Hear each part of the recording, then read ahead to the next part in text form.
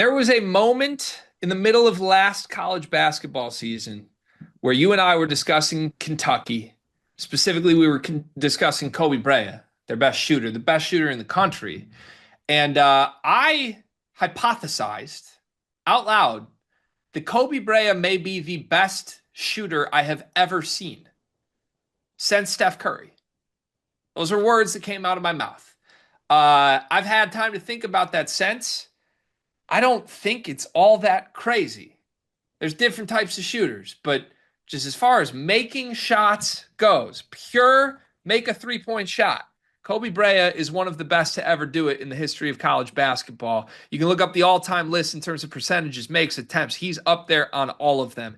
After 4 years at Dayton, he ended up playing a fifth year at Kentucky, where he shot 44% from three on 5.9 attempts per game. That came after 1 year at Dayton, where he finished shooting 50% from three on 6 attempts per game. Dropped from 50 to 44%, going from the A10 to the SEC. But he lived up to every expectation that was asked of him. Now, he is just a shooter. We'll get more into that in a moment. But as far as shooting goes, he had another great year shooting the basketball at Kentucky, and he's now going to have an opportunity to try and make his way into the association. Card, from just a broad perspective on Koby Brea, for the record, our rankings have him 46th overall on our big board, but you and I are higher on him than the rest of our team.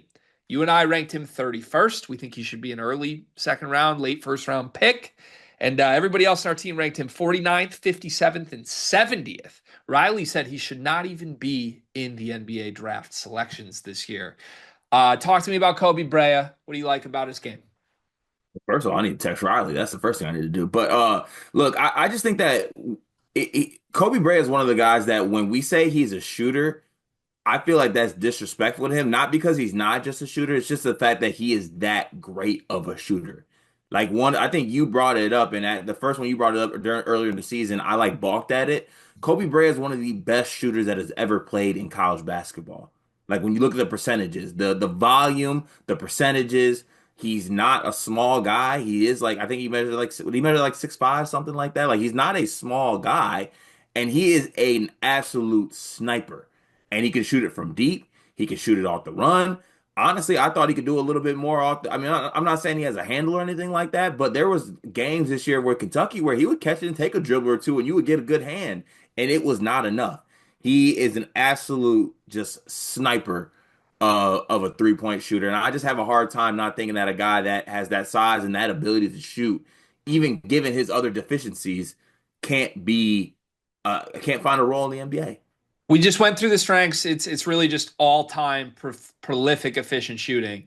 He's also very smart. He's also very unselfish. Those are the two things that I would add. He's a guy that's been comfortable his entire career coming off the bench, coming in and out of the starting lineup. He was primarily a sixth man at Dayton, even though I think you could argue he was their second best player at Dayton behind Deron Holmes a couple years ago.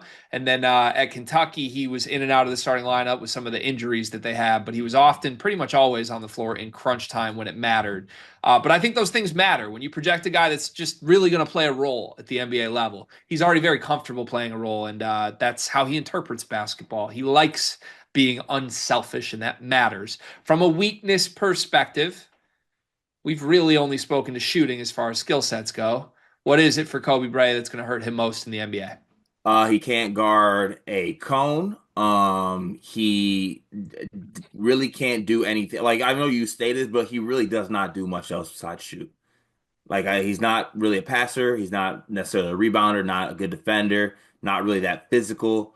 Doesn't have the best handle. There's a lot of times last year, or just in general, if you're a good defender, he will dribble off his foot, or you can take it from him. He just does not have a he just doesn't really offer much outside of shooting. If he was an okay defender, I think Kobe Brea goes in like the 20s, but he's legit a bad defender. Yeah, I think that's fair. I think there's a lot left to prove for Kobe in every possible thing on the basketball court. It's not shooting. He's as proven of a shooter as you can come. Everything else is not proven. I think he's uncomfortable putting the ball on the floor. There are some guys who are shooters that like have this arsenal of like one dribble pull-ups. Kobe doesn't really have those yet. And I'm not sure he's ever going to develop them if he hasn't really developed them by now. So I think there are questions offensively with him as much as there are defensively. Like it, other than standing in the corner and waiting to spot up, can he give you anything? He's got to have it. He's got to either develop as a cutter, a finisher, a guy who can pump fake it and put it on the floor. Right now, I would say I'm skeptical of all of those, but maybe secondary offensive, I guess, sequences or something that I'm looking for him to add. Let's get into our superlatives here for Koby Brea. One word to describe him. I said unbelievable. I'll elaborate on that in a moment. What did you say? Dead eye. Just a dead eye, just a literally a dead eye shooter, and doesn't need much space to do anything. And it's good. It's pretty too. Pretty straightforward. I said unbelievable because number one, the volume and efficiency in which he shot the basketball is genuinely unbelievable for the last 2 years. And number two, it's unbelievable that a player who has been that good would be so willing to come off the bench. Like I always kind of, why didn't he just start at Dayton?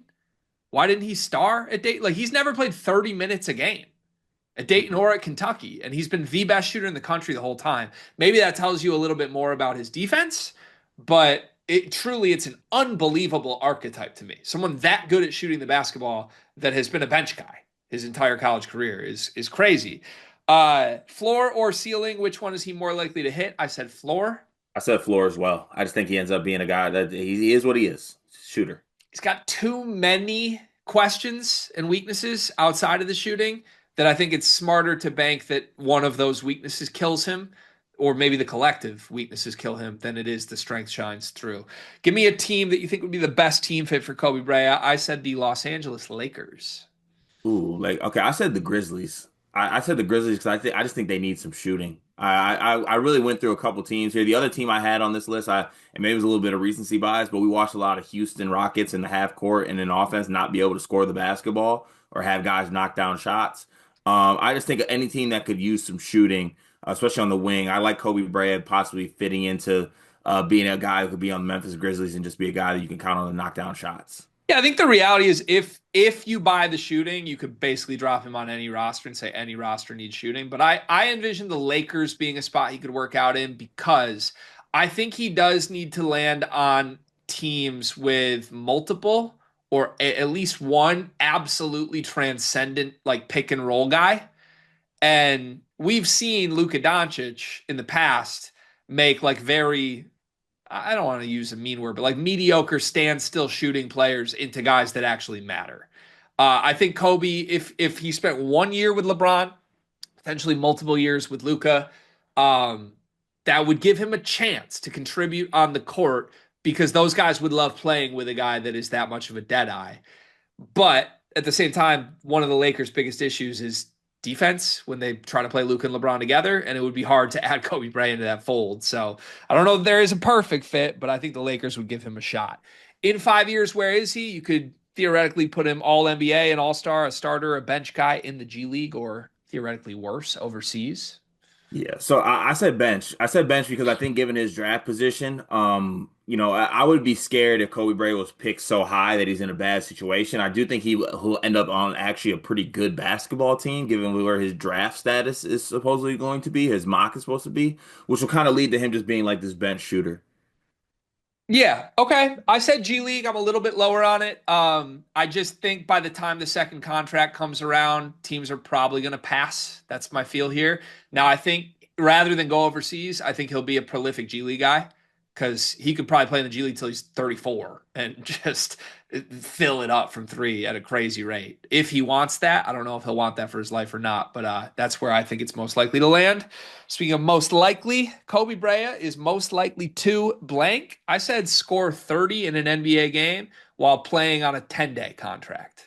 That's a good one. I said most likely to be the topic of post-summer league drafts, post-summer league redrafts. I think that he's Oh. going to be able to go to summer league and he's going to just like people who don't know him or know what he does. He's going to have probably a summer league game where he hits like 11 threes, something crazy like that. And people are like, why did they let this 6'5" guy who can knock down this many threes fall this far in the draft? And then you actually start to realize why he fell in the draft and like, oh. Yeah, it is one of those things. You watch him just for 40 minutes and you catch him on the right night, you might be liable to be like, oh my God, he's Klay Thompson. So Yeah. He has one of those nights in Summer League. I could 100% see that. All right, best and worst case comparisons. Let's start with best case comparison for Koby Brea. I went with Duncan Robinson. That's a pretty good one. I also went with another former Heat player. I went with Jason Capono. Yeah, okay. Just a guy who was like 6'5". Actually, Capono might have been a little bit taller than that, but like there was a stretch there where I actually remember specifically Capono shot like 51% from three on the year with the Heat. And he was just an absolute sniper. He won the 3-point contest like back-to-back seasons. He was just a prolific just shooter.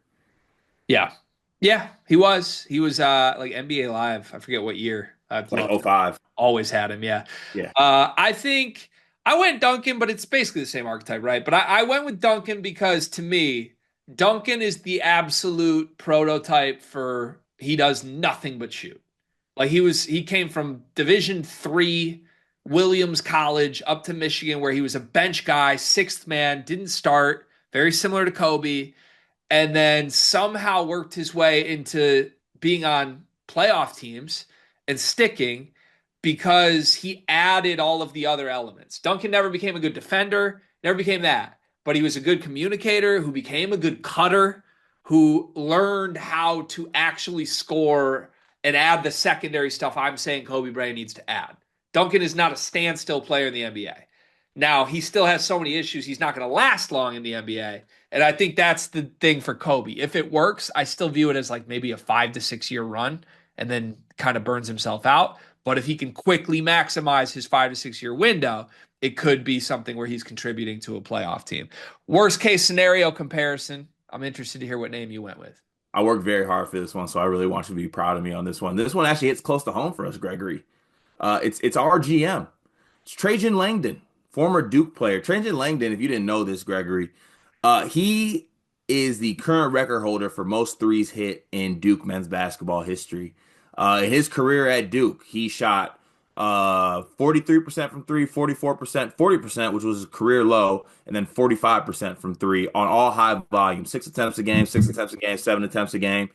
He was just one of the most prolific shooters, 6'5". That's really all he did. Didn't really rebound, didn't assist, was a non-defender. And he basically just burned out in the league in 3 years. Had a successful overseas career, which I think would be Kobe Brea's floor. Like he could go win like some Euro League awards or something like that, be successful over there. But I think his floor is a pretty quick burnout in the NBA. Do not hate that at all. I went with a similar, I guess, career path. I actually went with John Diebler, brother of Jake Diebler, Ohio State's current Our head guy. coach. So, John Diebler, to me, the closest thing I've seen to college Kobe Brea.